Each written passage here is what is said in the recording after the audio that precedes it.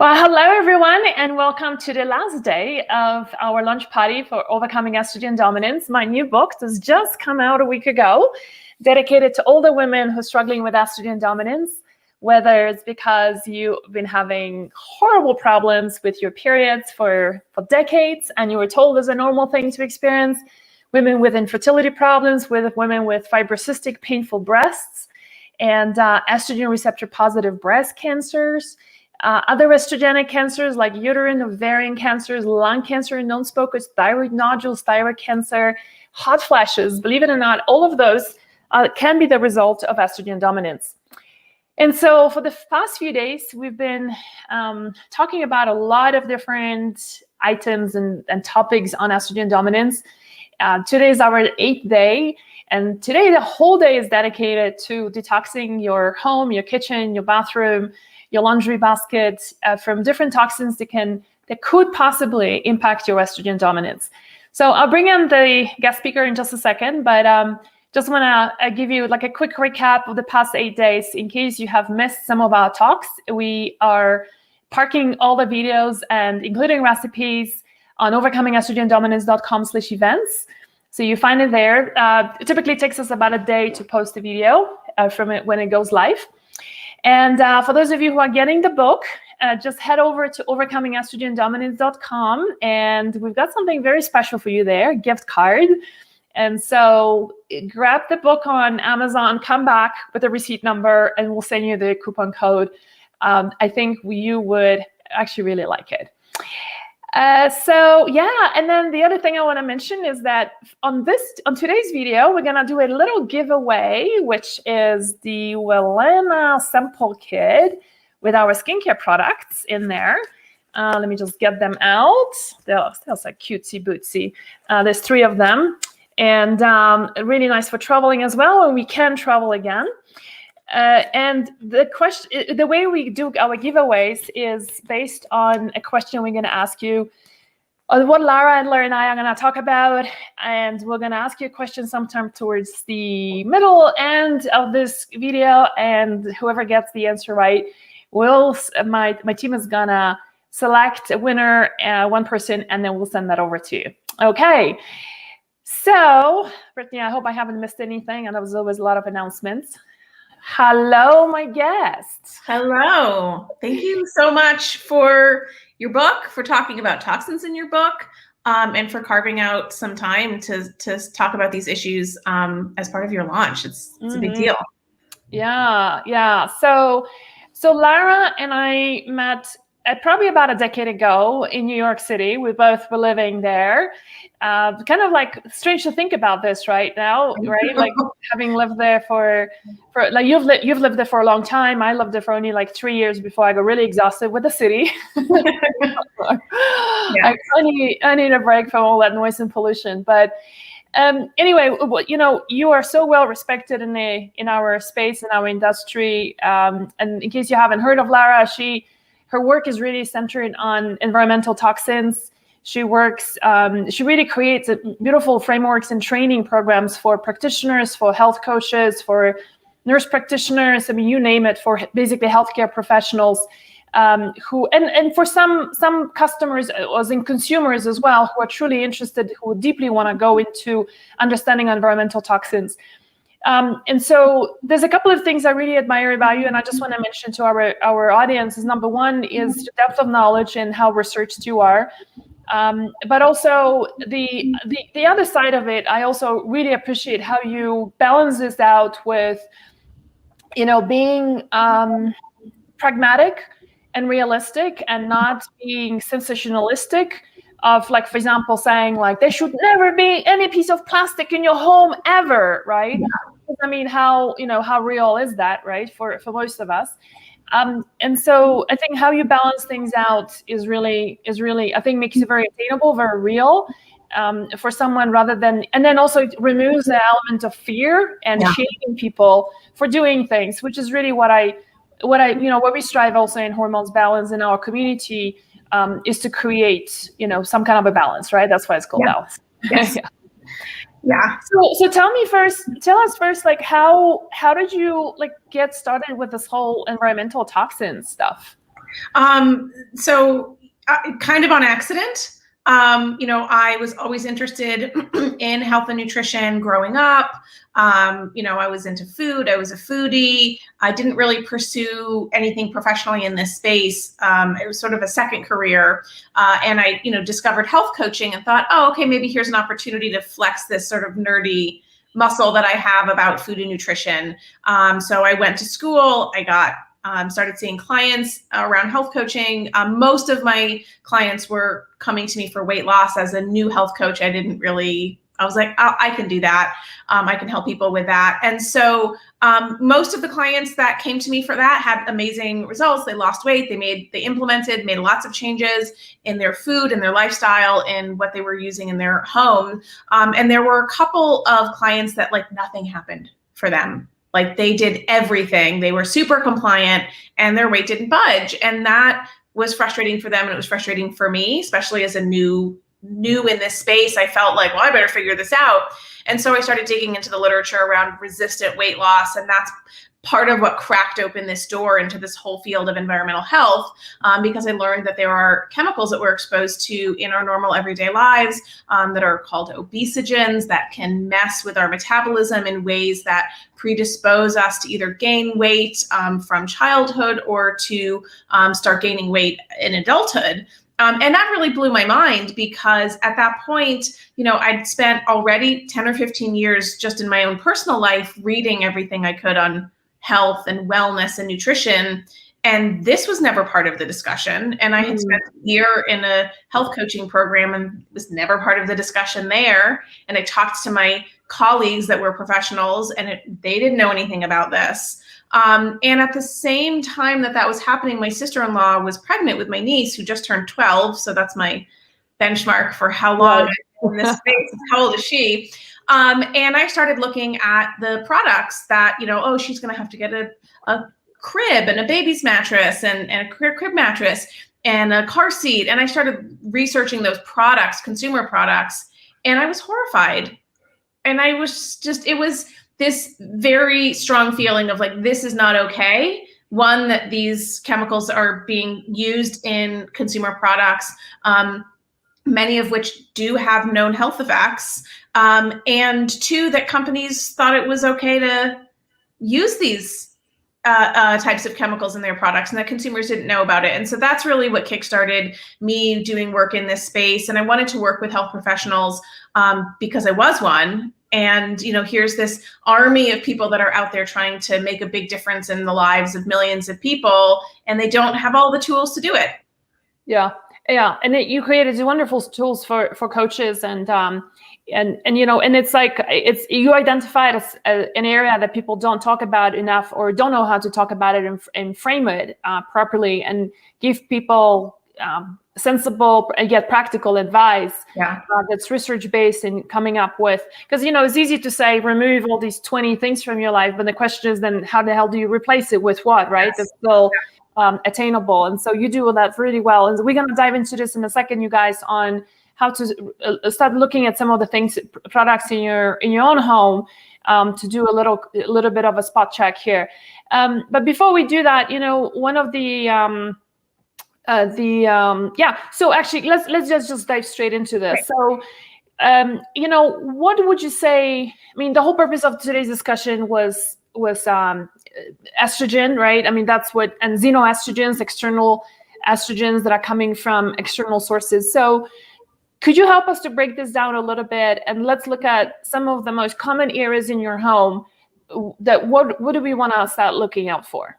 Yeah, so to sort of define what we're talking about, whether it's a xenoestrogen or more broadly speaking, an endocrine disrupting chemical. So those are chemicals that can interfere with a normal, natural function of our endocrine system, which regulates all our hormones, not just estrogen, but it also, there are many chemicals that specifically are estrogenic.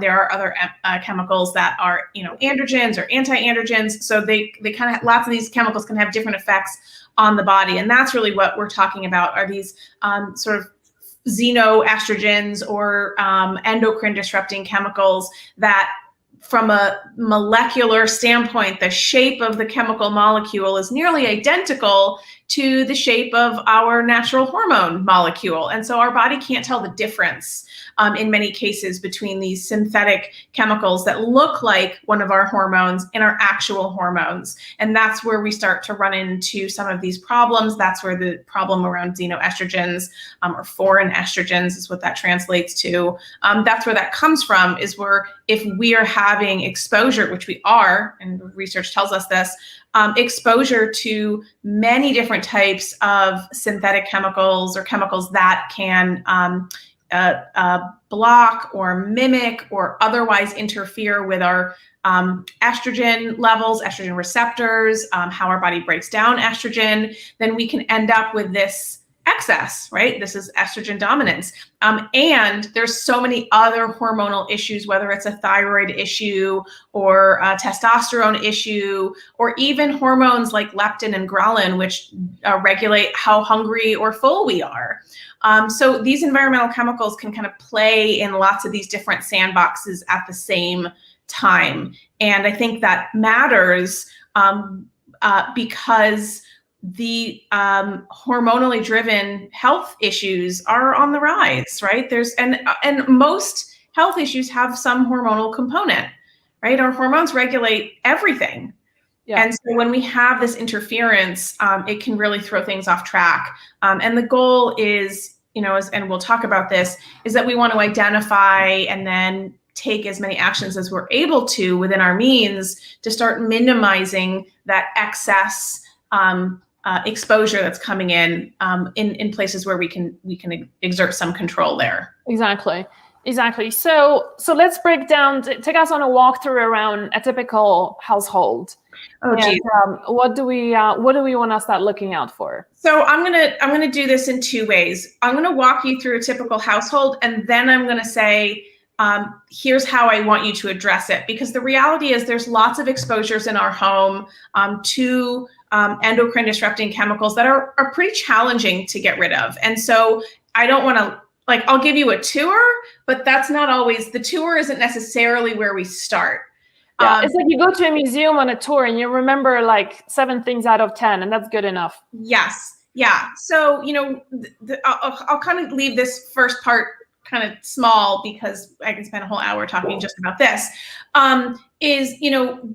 what endocrine disruptors are found in pretty much every room in your house. They're found in your kitchen, in our cookware, in our food storage containers. They're found in our food, typically in the form of pesticides and preservatives. They're found in our cleaning products that we use to clean our kitchens. They're found in our bathrooms and our personal care products, in our cleaning products that we use there. They're also found in places like our shower curtains. If people are using a vinyl shower curtain, there are synthetic estrogens, there are phthalates that are in those materials that are problematic.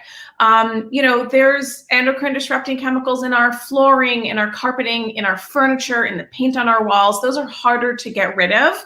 And so every room in your house does have some of these chemicals that we want to systematically over time work on minimizing. In terms of where people start, that's a different question. So the reason why that's a different question, and I answer it differently, is because this topic can be really overwhelming. Yeah. Right? This is kind of what you said in the beginning, is that my work is not intended to information dump on people and give them lots of bad news and be a Debbie Downer in a rain cloud and tell them everything is horrible. It's to contextualize what are exposures that we're getting that are concerning, and then where can we take action? So I like to start the conversation of where do we start with the things that are free and the things that are easy. Because so much of, there's always barriers, right, to or resistance to making changes. So if we can eliminate those barriers, great, let's do that. So the very first thing that I recommend that is not only free, but will save people money, is to stop buying scented home fragrances. So scented candles, plugins, air fresheners, reed diffusers. Just don't buy those. And that will actually save you money. And, people spend, I know that people love their scented candles. I know that. And there's scented candles out there that are $50 for a scented candle. Yeah. You save that money for something else. And what if it's scented with like essential oils? I think that's not as significant of an issue. So but I think most of them, even Whole Foods. Actually, I discovered that like 4 or 5 years ago. I went to Whole Foods and I just felt like buying a scented candle, and so I thought this had Whole Foods, and I didn't really check it properly. And I burned it, and I got like, I started, I was using it, and I developed this massive headache. And then I contacted the manufacturer, and they go, and of course they give you like all the sorts of reasons why they think it's safe. It was completely synthetic. So, okay, well, that's a really great one point. And the thing is also, I always remember what you said to me once, is that anything through inhalation, that's the fastest way into your body, right? Yes. Aside from injection, inhalation is the fastest way for something to get into your bloodstream, and more so than if we eat it. And so, that matters a lot. And, our indoor air quality is very poor, especially now that we're all staying at home and it's been cold. So we close the windows and we want to make it cozy. So we have our scented candles. Like, there's an emotional attachment there, but those fragrances that are used in those products, not just scented candles, but the air fresheners and the Febreze and those types of things, they contain a cocktail of chemicals. It's not just one. One of the ones that is there typically are phthalates, which are a class of chemicals. And in those products, phthalates are used to make sure the scent lingers, so that it sticks and that it stays. And phthalates are a endocrine disrupting chemical. That can interfere with estrogen and testosterone as well. And they're ubiquitous. So 93% of people in the United States have these chemicals in their bodies at any given time, which is concerning considering. Now, the good news about phthalates, and it doesn't matter where we're being exposed to phthalates, they have a very short transit time in the body. So some chemicals are very persistent and they can stick around in your body for years, for decades even. Phthalates have a very short transit time, so they get metabolized very quickly. That doesn't mean that in the short time they're there, they're not causing any problems, because they still are doing that. But it means that when we reduce our exposure, we can significantly drop the levels in our bodies very quickly, right? So if you think about a bucket that we're filling up and it starts to overflow, the fastest way that we can stop the bucket from overflowing is to stop filling it. Right? Stop filling it. It's going to drain on its own, but if we stop filling it, then the levels will go down. I just want to mention also, since we're on fragrances, and this also includes perfumes that you buy from all the main brands, right? Or advertised on television, magazines, with very sexy women that have their legs and elongated in Photoshop, and airbrushed, celebrity and shirtless man and all that stuff. One of the biggest problems I find with perfumes like that is that, where do we spray them? We spray them on our thyroid, which is kind of crazy, right? And thyroid is like a sponge for toxins.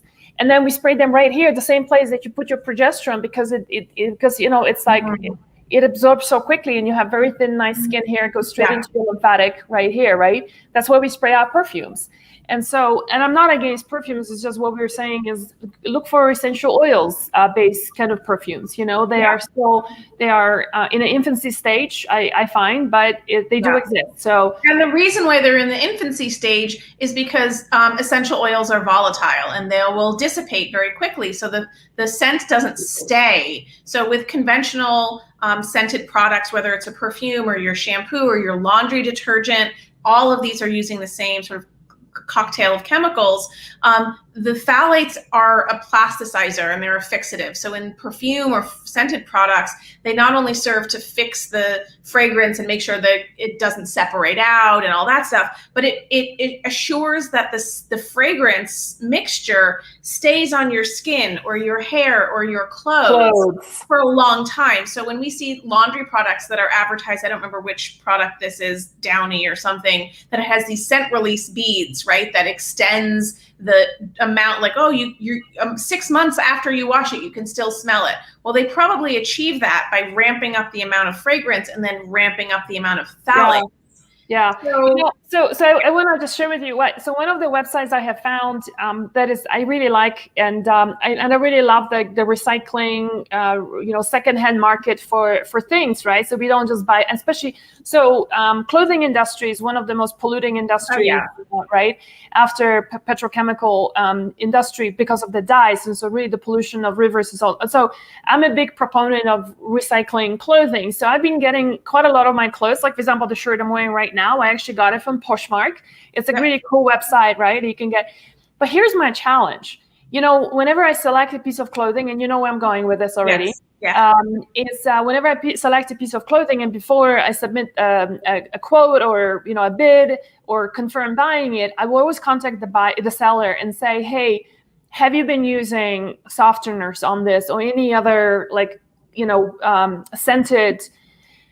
Anything scented on the product, because I have found that people send you stuff even when they say it comes with a label, so it implies it's never been worn, which is I've learned is not true, and they send you the piece of clothing and I cannot get rid of that smell for months at a time. Right. And I will soak it, and I did all sorts of different things to get rid of that smell, and I just can't.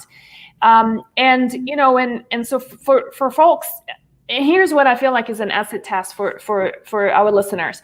If you walk into places like, a regular supermarket, okay, and you walk in that aisle when you've got all the softeners and dishwashers and all the washing stuff, right, is there, and you think it smells nice, you know that this is like you've got some work to do, because when you really detox your home from all the synthetic smells, like you walk into a place like that is actually nauseating. It feels really toxic. I get a headache from it because it's like I've never spent time in an environment like that, so I'm so not used to it. It's just like I'm so I don't know how people work like that in places like it's pretty mind-boggling. But anyway. Yeah, I just wanted to say about the long-lasting thing, because you just can't, I just can't get rid of it. It's tricky, and there certainly are laundry products that market themselves as trying to solve that problem. I don't know how well they do that. There's also soaking and stripping, and I've found that leaving something out in the sun for a prolonged period of time can actually help to break down and oxidize some of those chemicals, and so that they're not as. But like, who has time to do that? And look, when we lived in New York City, what are we going to do? Hang our clothes outside the window in an apartment complex? Like, that's not, so clearly that's not an option for everyone, right? But sunshine and baking soda and vinegar and all of these things, this is a common problem, and it just goes to show that how persistent some of these chemicals are in our clothes. And even when we're talking about things like dryer. Fabric softener. So fabric softener, we think it makes our clothes soft. It does not actually do that. What it does is it coats the fibers in a wax that makes it appear soft, but it's not actually doing anything. So it's a little bit like optical whiteners in our laundry that are using blue pigments to trick our eyes into thinking that those yellow armpit stains on the t-shirt aren't actually there. And they use a blue to counteract the yellow. This is where bluing from hair dye, like when, women people don't really do bluing anymore. Occasionally you'll see like a little blue-haired old lady, but that's because the hair is done, when the hair is graying, it's often yellowy. And so they counteract that with blue. So there's all kinds of like trickery that happens in product manufacturing that, it's just helpful for us to be aware of, so that we. Yeah, and I think once you train your nose once you start transitioning to essential oil-based product, right? And you can see this on the label, on the ingredients. You really want to look for essential oils, not the word fragrances. That's one thing that I know I learned from you. Never the word fragrance. There's just a code name it's just a unregulated name that phthalates can be flying. In fact, when you guys pick up a product that smells nice, nobody ever says phthalates on it. Right. They don't have to tell you if the phthalates are present. But I do say that it's a fragrance, right? Yes, it's fragrance or perfume. once you train your nose on knowing the difference between something that's synthetic fragrance versus a natural one, I can tell you right now, you can walk up to, whether it's Whole Foods or whatever, or a farmer's market for all you care, and then smell it, and you know right away whether somebody's using synthetic or natural fragrances. But you're just gonna learn to differentiate. So I like to equate fragrances and moving away from fragrances to moving away from like hyper palatable food, like, Doritos and Fritos and all that super salty, salt, fat, sugar combo, is that, when people are on that highly processed food diet that has a lot of salt and a lot of sugar, vegetables don't taste good. They're bland. Well, of course they're bland. So eventually when you start shifting away from those highly palatable foods, those sort of synthetically palatable foods, right? Because they're manufactured to be, trick your brain into wanting more of it.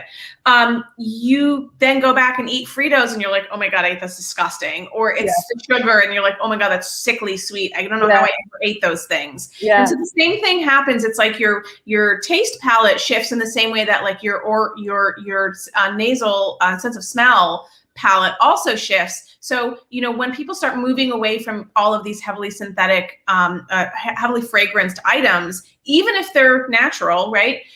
Your sense of smell kind of adjusts and you get to smell the more delicate things out there in the same way that you can start tasting the subtle flavors of our fruits and vegetables when you're not eating highly processed foods. So to me, and then you go into somebody's house that has all of these candles and you're like, oh my God, how did I ever live this way? Right? Because it's just so overpowering. And I've had many people confirm that that's been their experience once they switch to going fragrance free. And just as an aside, if people are shopping for personal care products, like you said, you're not going to see phthalates on the ingredient label. You'll often see fragrance free, and you still need to look for the word fragrance or perfume on those products, because fragrance, the actual smell of the product might not smell like anything, but there still might be balancing fragrance chemicals that are added to counterbalance a strong chemical smell in the formulation. So fragrance free doesn't always mean what it says. Chemical free. It doesn't mean that it actually has fragrance, doesn't have fragrances added. It means that it doesn't smell like anything, which are not the same thing. Interesting. Okay, switching gears.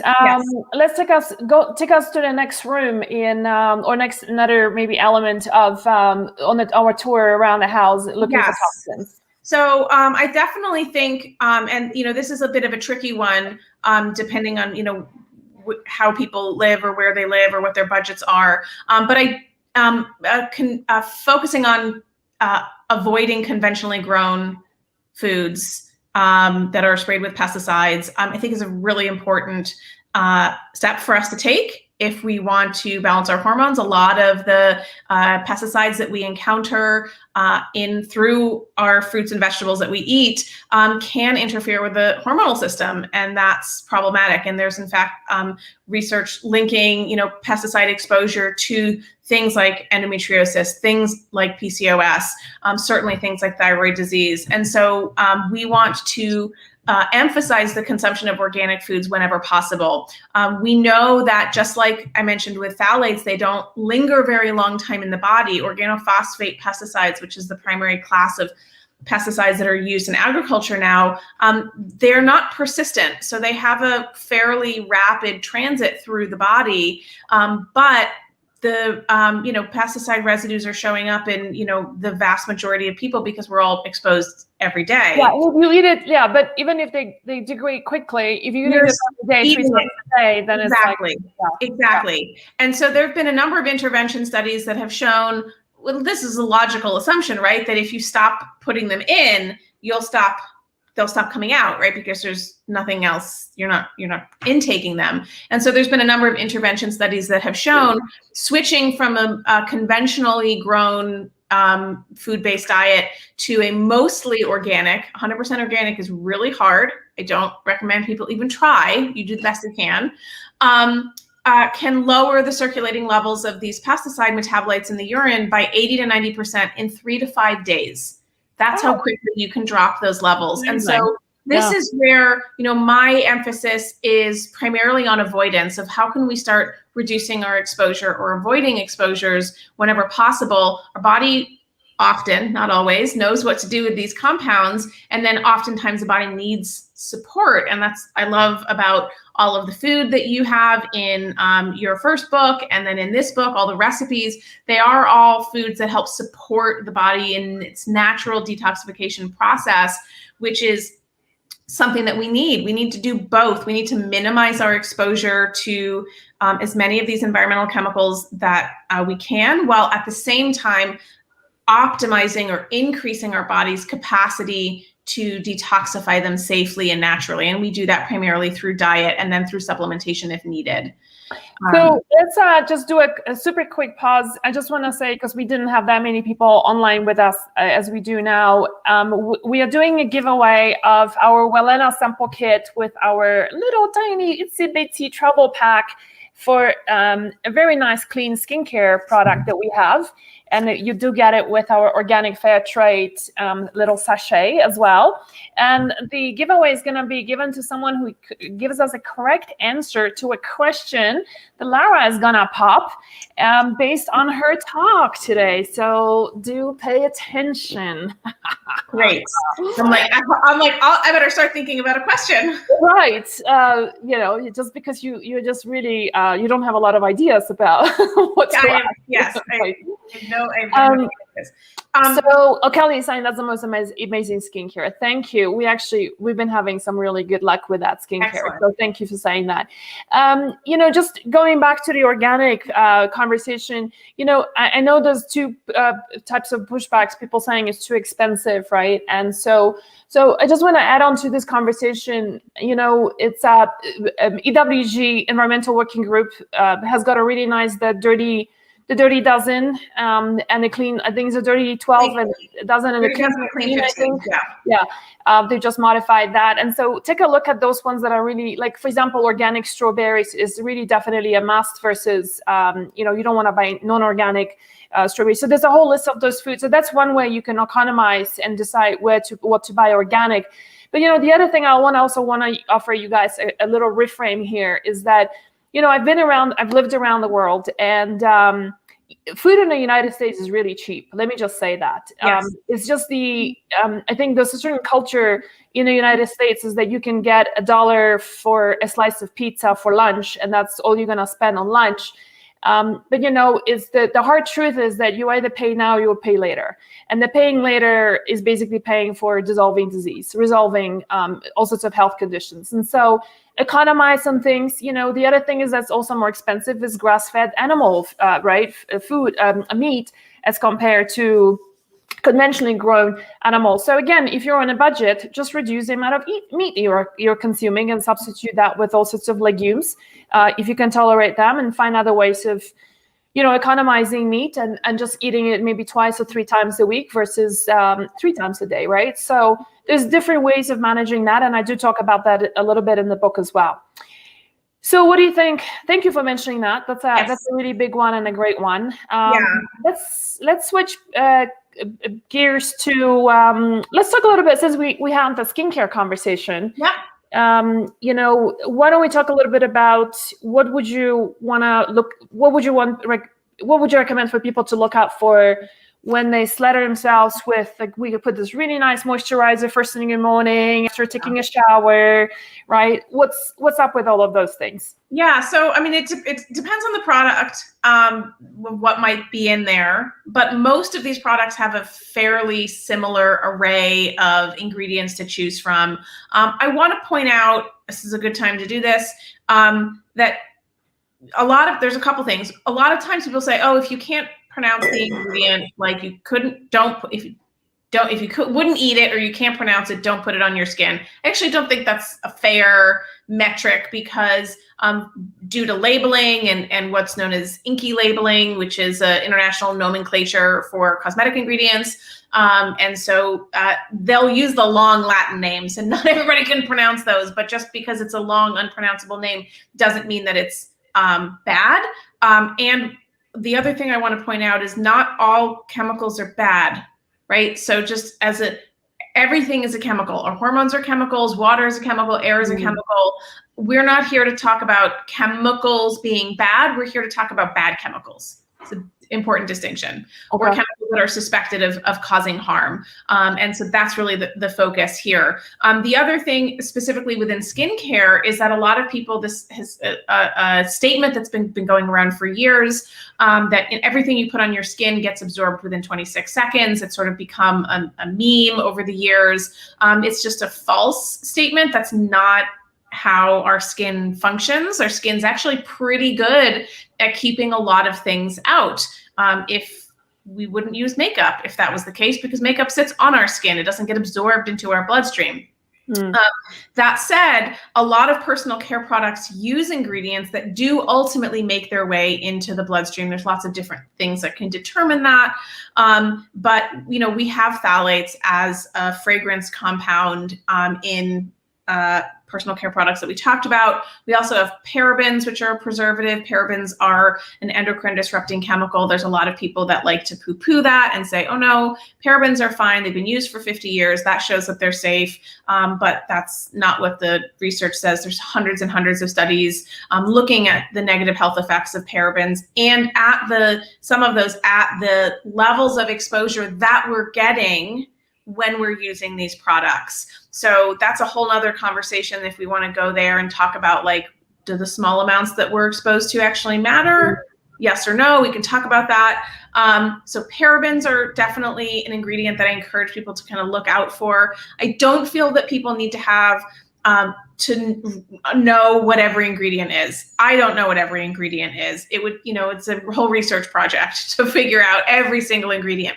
So I usually encourage people to look out for specific types of ingredients. So fragrance, perfume is at the top of that list. Then we have parabens. So that's ethyl paraben, methyl paraben, propyl paraben, anything that ends in paraben. It's a preservative. We need preservation in our products, but we want to use safe preservatives, not parabens, which are endocrine disrupting. We also want to be careful of what are known as penetration enhancers. So these are chemicals or ingredients that aren't necessarily bad on their own, but what they do is they break down the lipid barrier of our skin in a way that allows other ingredients to penetrate deeper into the deeper layers of the skin, or penetrate all the way down into the bloodstream. Sometimes these are included intentionally because we want ingredients to move into lower levels of the skin because that's where they're doing their job. But if we're not balancing that, then it can be problematic. And so penetration enhancers are going to be PEG ingredients. So if you see PEG and then there's usually a number after that, it's a polyethylene glycol ingredient, and those tend to be penetration enhancers. We also have things like sodium lauryl sulfate, SLS. It's similar to these penetration enhancers. SLS isn't a problem from a toxicity standpoint in and of itself. It's a problem because it degrades that lipid barrier on our skin, so it can lead to skin sensitivities or rashes or allergies. It's just too aggressive on the skin. So that's sort of, I can keep going, but those are some of the big ones. The other ones that I'll add that are specifically endocrine disrupting are a lot of the SPF ingredients, the sunscreen ingredients. So oxybenzone, octinoxate, avobenzone. Avobenzone's a little bit better, but those conventional chemical sunscreens are a lot of those SPF, UV filter chemicals are endocrine disrupting. There have been multiple research studies that show that that is one of the class of chemicals that does enter the bloodstream very, very quickly upon topical application. So we want to be looking for SPF products that are using minerals like zinc oxide as the primary sunscreen, sun protection. So those are some of the big ones that are in skincare, and people should pay attention to their makeup and their foundation because those often have SPF added. It's not summertime sunscreen. Yeah. Hey, you guys, we're going to get to questions in just a second. Lara, I will say, so I have something funny for you because I never showed you this. So this is our little vitamin C serum, and this is one of the most popular products in our store. Part of it is because I think it's so anti-inflammatory, such a concentration of vitamin C that women have just got like with rosacea and like a lot of sensitivity in your skin. It's just all of that just disappears. But what I wanted to say is that, because I know you said that people, companies say that if you can't eat it, you should put it in your skin. And I never position it that way, but I just want to show you that you can. So and Cool. I see we're going to get together in May, and so I'm going to let you try it. But basically what it tastes like is as if I ate a piece of orange rind. Right. A little bit of oil, maybe some aloe vera in it. It actually tastes really nice.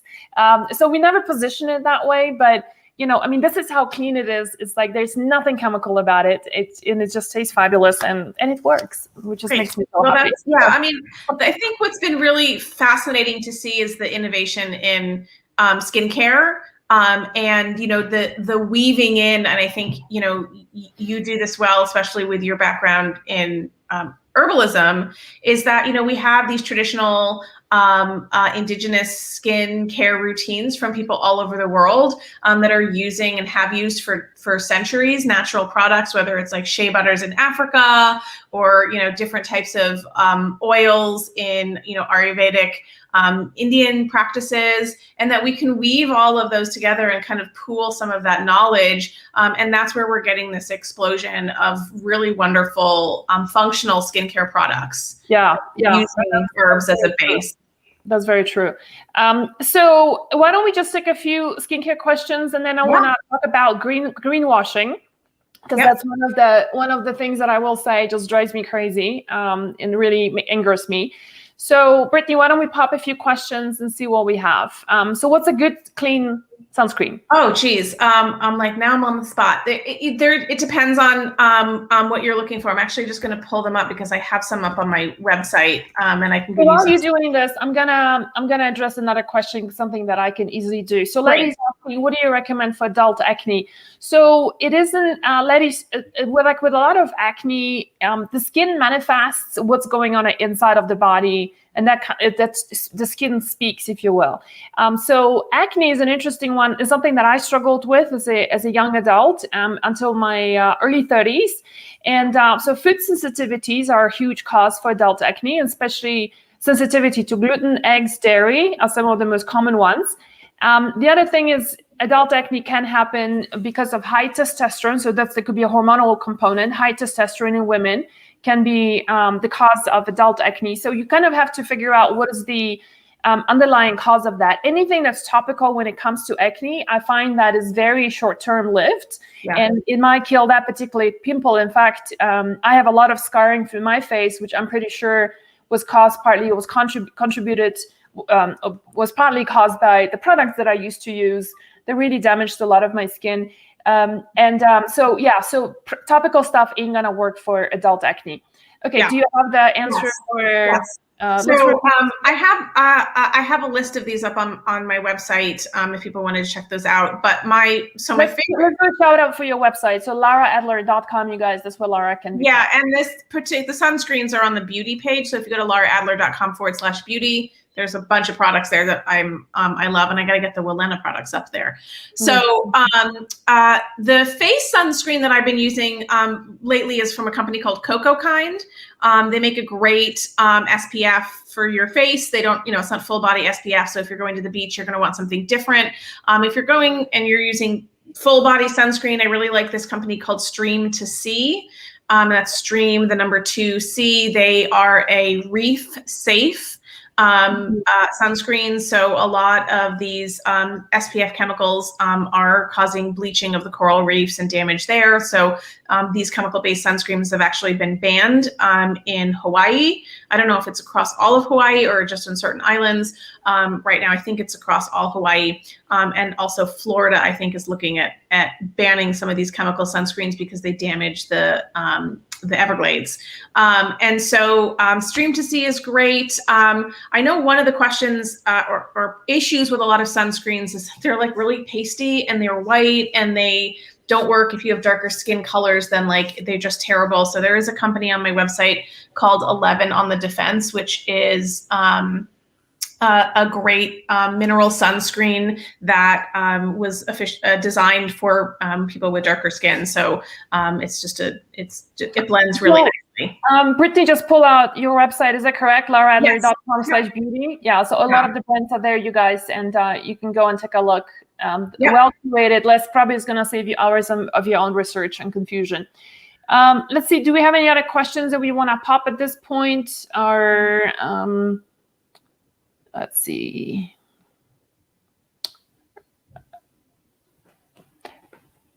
So why don't we shift gears a little bit to greenwashing? I want to really talk to you about that because it drives me crazy.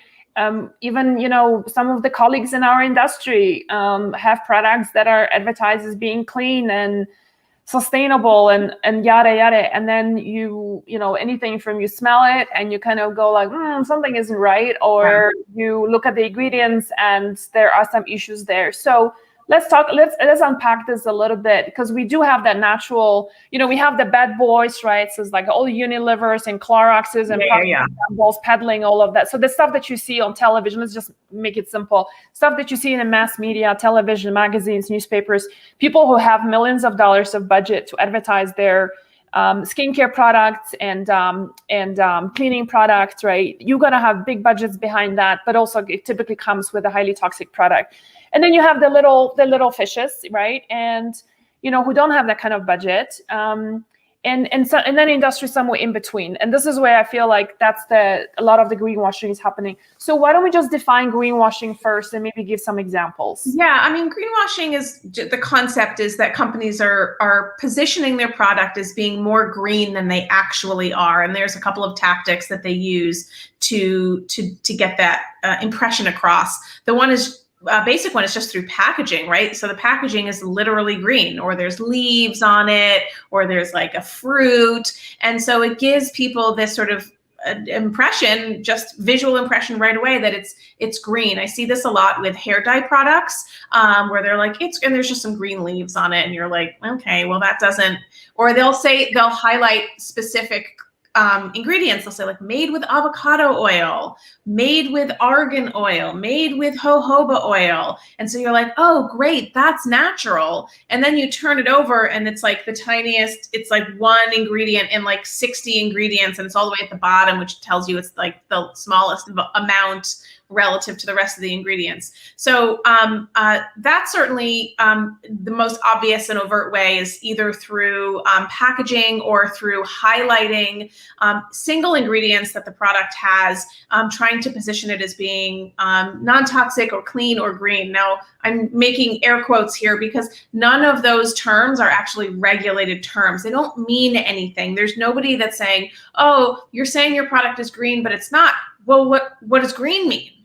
Right? It's a highly subjective term. And so there's no, we know what organic means because there's a National Organic Standards Board that defines, in order to show the USDA organic seal, you have to meet this criteria. And if you don't, you can't call your product organic. So that is a clearly defined term. Clean doesn't mean anything. Green doesn't mean anything. Natural doesn't mean anything. These are not regulated terms. And so companies can legally throw these words around in their products and their marketing and their websites to give an impression. But if the consumer doesn't actually know how to vet ingredients and to look at ingredient lists and sort of kind of make sense of what's actually in the product versus what they say, then they're just kind of at the mercy of the like, trust us, it's safe, it's green. And so there's a lot of that happening. There's also, I see this, one example that really rubs me wrong is like nail polish and the non-toxic nail polish industry.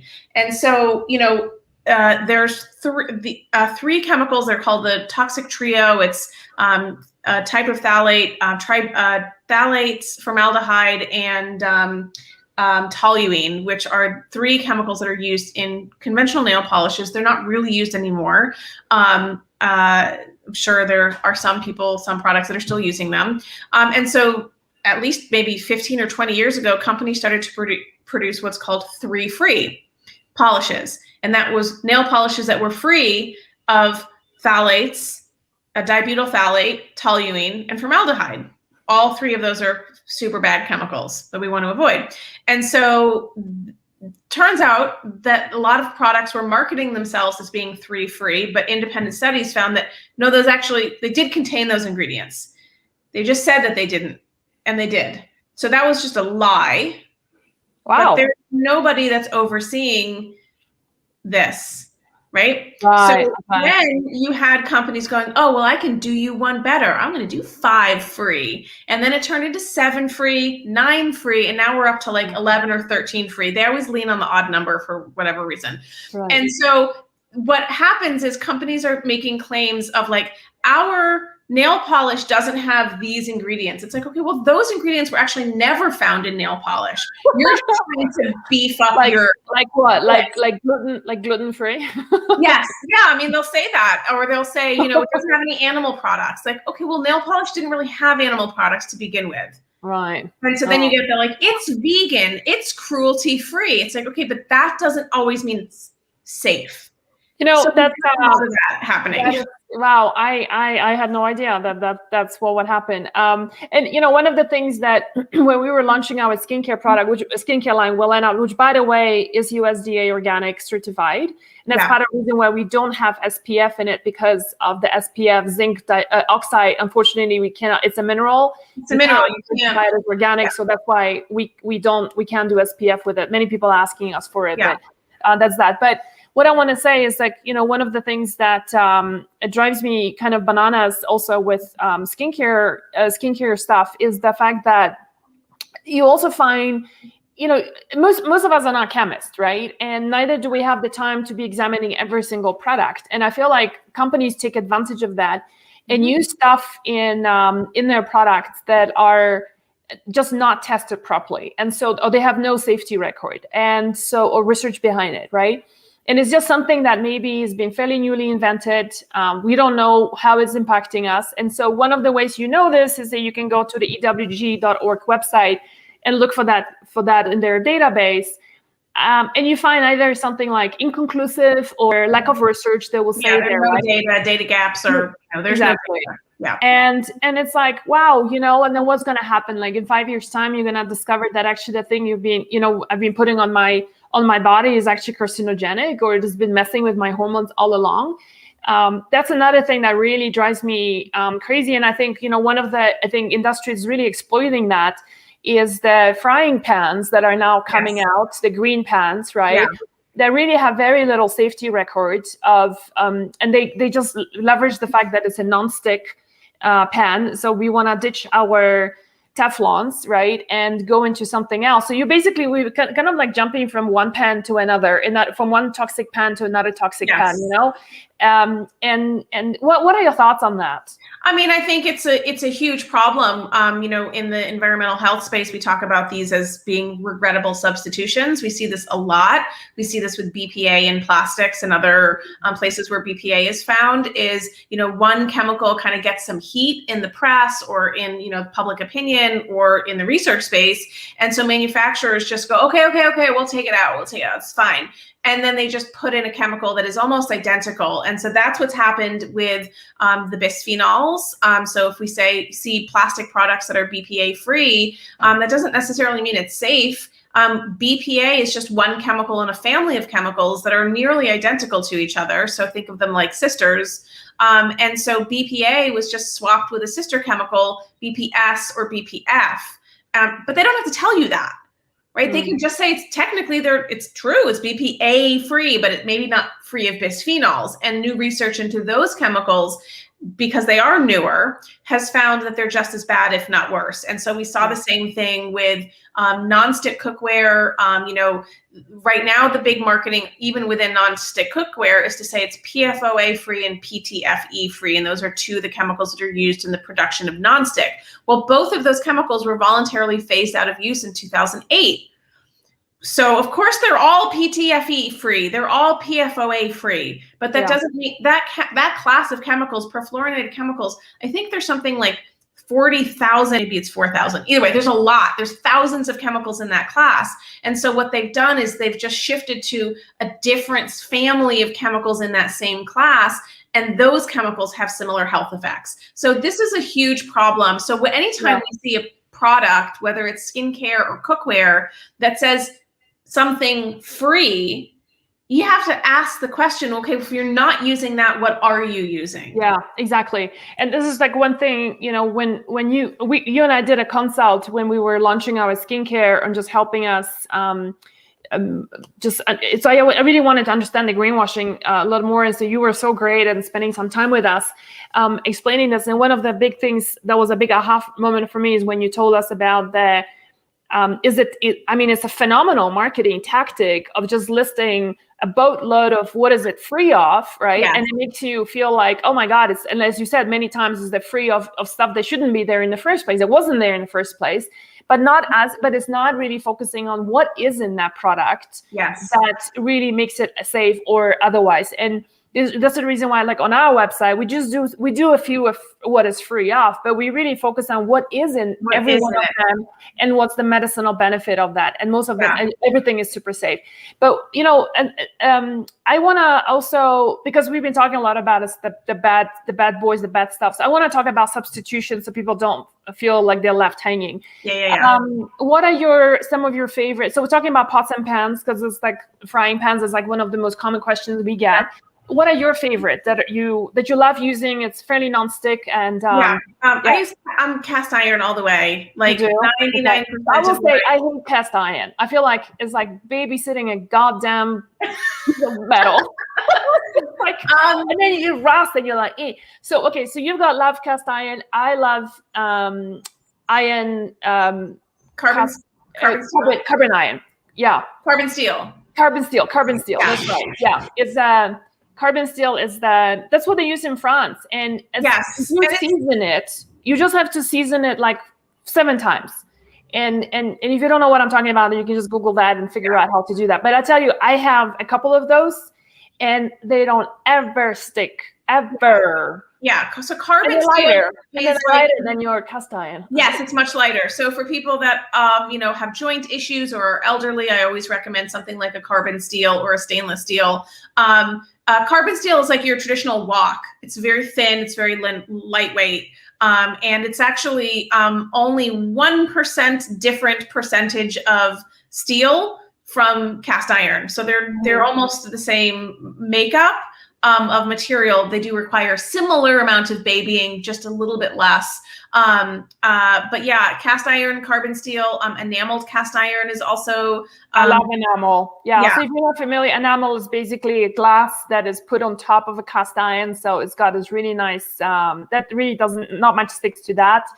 I'm sure you have a Dutch oven, right? Like a big pot for stews and stuff that's cast iron with enamel in it or something like that. Right? Yeah, those are great. I discourage people from using any vintage enameled cast iron, because vintage enameled cast iron and occasionally some newer brands that are cheaper can have lead in the pigment, and so that might be a problem. But generally speaking, enameled cast iron is fine, and then stainless steel if people that's always just a good standby option. I've actually learned, I don't know if you've experienced this, Magda, but there's certain foods that I will not cook in cast iron because it does break down the seasoning. And those are high oxalate foods. So chard and spinach, I will not cook in cast iron because it makes it tacky. And tomatoes. And anything acidic. Yeah. Well, if it's a short cook, then yes. Short cook, if it's like I'm not simmering anything, that's also is going to remove some of that seasoning. I find like literally the black from the cast iron getting into my chards on spinach, and so I actually gave away all my cast iron pats. That's how I don't like them.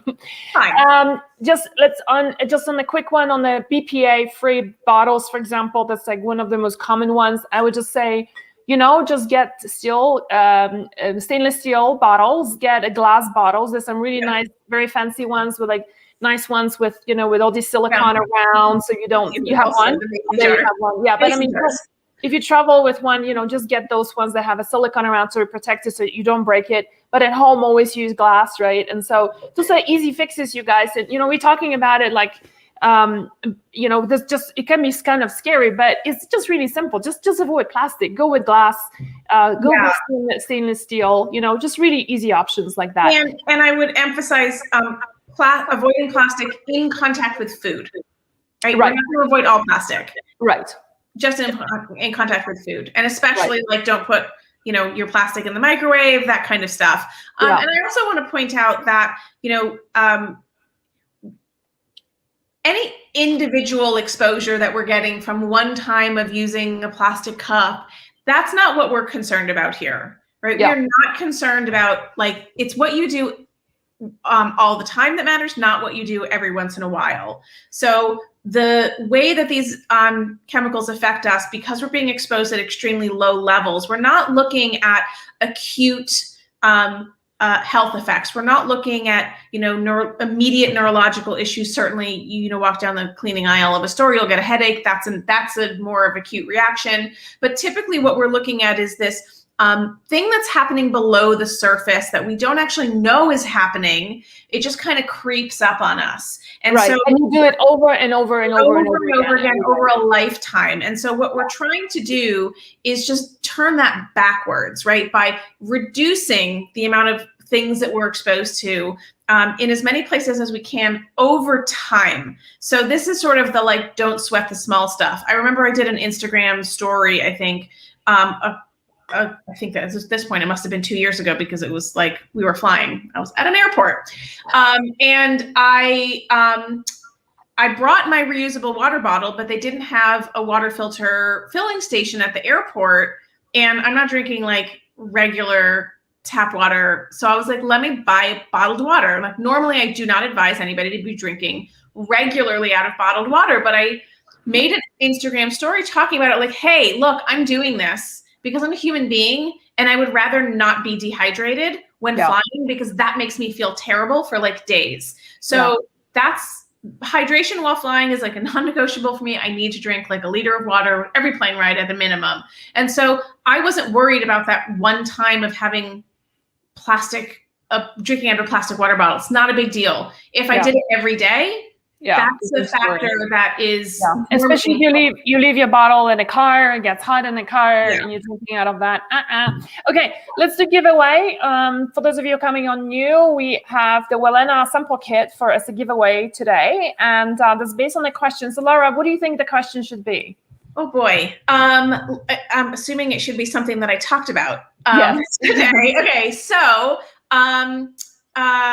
and if this is too hard of a question, then I can think of a second one. So for those of you that were on when I was talking about organic food and how quickly we can reduce the levels of pesticides by switching to an organic diet, how quickly can we drop our circulating levels of pesticides by switching to an organic diet? Ooh, very good one. Very good one. I like that one. Okay. So if people remember that. Okay. Well, we'll see. We'll see. There's a lot of information. So let's see if we're getting the answers. If we are not, then there's some coming in. Don't say anything yet. I won't say. Correct or not. But we're getting between. Yeah. So looks like they're listening. Okay, great. Well, somebody's going to be getting the Wellena sample kit from us. Oh, awesome. Yeah. Look at that. Lots of people. So let's take a couple of more questions. I mean, you and I can talk about it for like another hour or more.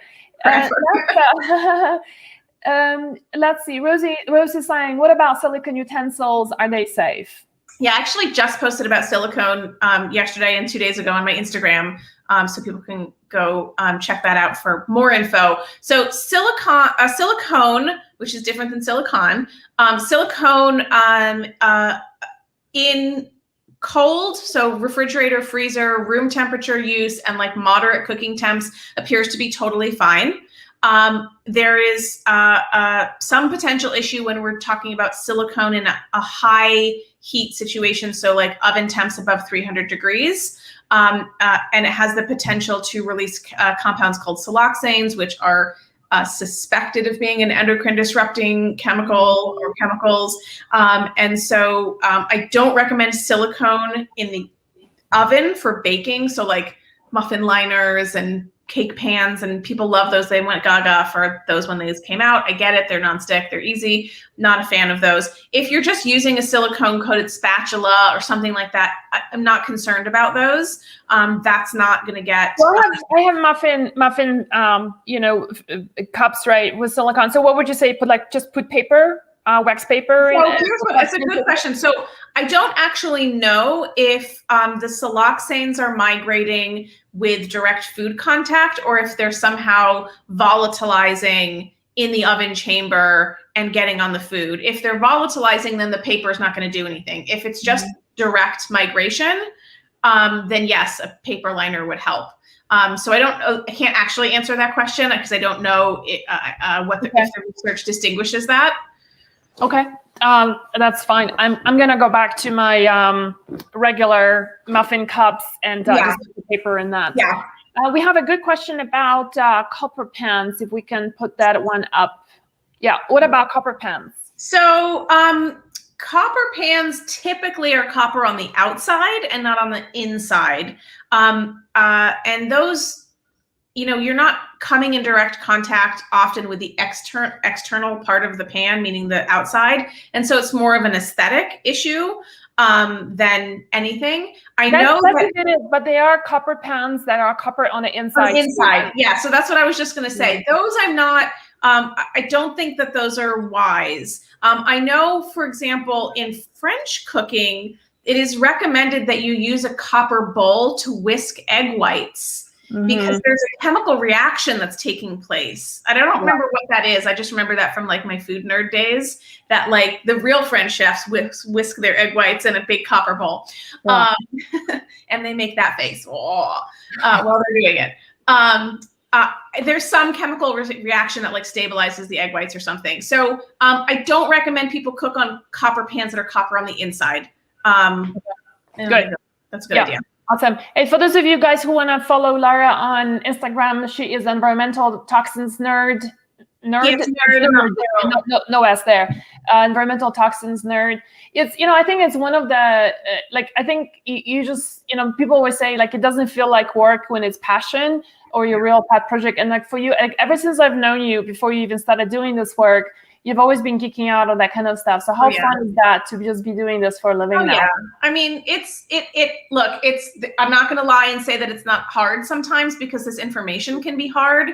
And so for me, the challenge is in how do I take information that can feel overwhelming or sometimes even depressing or hopeless and inject some hope into that and inject some action. I think one of the things that happens is when we feel overwhelmed because we're not taking action. And so I don't actually think that overwhelm and taking action can exist at the same time. So it's either one or the other. Yeah, it's overwhelm and paralysis, right? Yes. It's like overwhelm creates paralysis. Yeah. So let's just do a couple of more questions and then we call it a day. So this one here, Grace is saying, my functional integrative gynae said no personal products in plastic, especially oil-based items. This is really hard. Any suggestions? It is really hard. And it's a yes and. So answer, which you'll find is common with any question that you ask me. It's either yes and or it depends. And those both apply here. So some plastics react with oil quite strongly. And it is possible that plastic materials like the softeners or other chemicals that are used to manufacture the plastic can certainly migrate into oil-based serums or personal care products or whatever. And that's why we see a lot of oil-based serum products packaged in glass, right? And so that's actually, if you can find products, and there's many of them now are packaged in glass, great.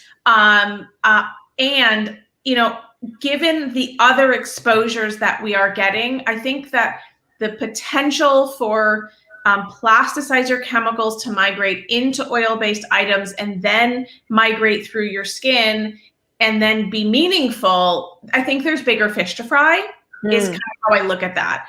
And I don't have data to back up that position, but it just kind of comes from, 12, 13 years of immersing myself in this research to kind of learn how to triage, like where on the scale of importance. Where do you want to fight the battle? So do you remember offhand, like what are the oils that tend to maybe be more reactive with plastic? I think it's the plastics that are the issue. Oh, and not really? the oils. So, for example, and this is, so oils like plant oils and essential oils are not different because essential oils are volatile. They're not oily, which is different than like a jojoba or tamanu oil or something like that.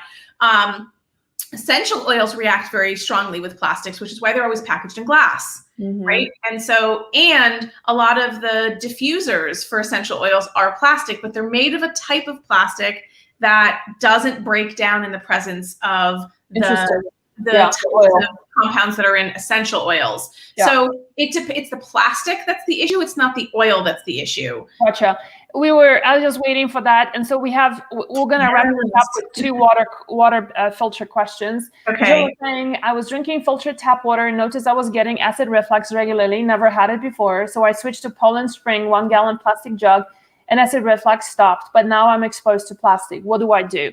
Okay. And just to layer this on top of, there's another question about, do you recommend a whole house water filter? Okay. So why don't we just wrap up with that? Because that's also really excellent questions. And, yes. And I think it's also important because water is something we're drinking probably, 4 quarts a day, right? Yeah. And so that's a big one.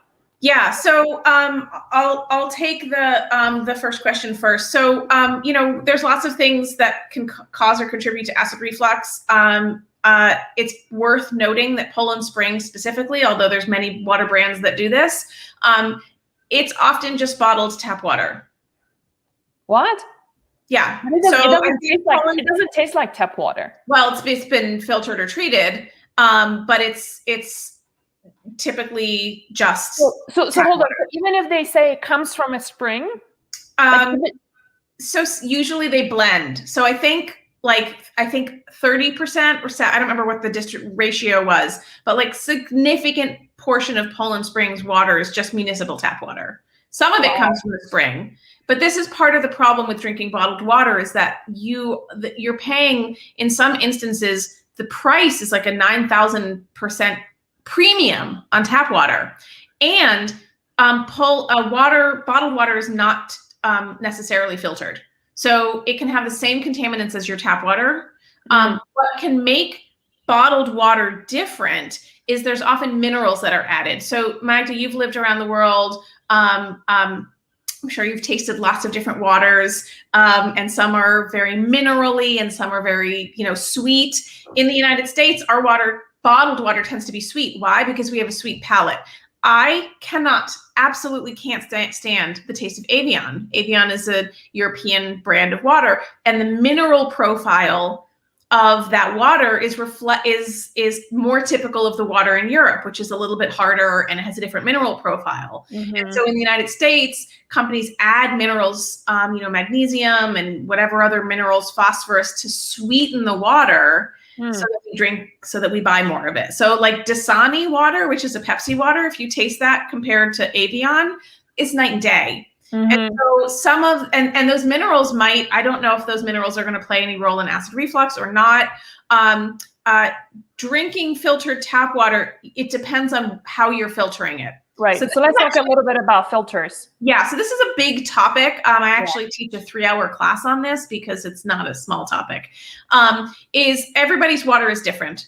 And there's no one single filter that's like the best filter, despite because like I have well water, you have water in Oregon that comes from whatever source. I think the worst water is when you have like from the Colorado River or the Mississippi River, right? Like super polluted rivers. Like that's a different problem.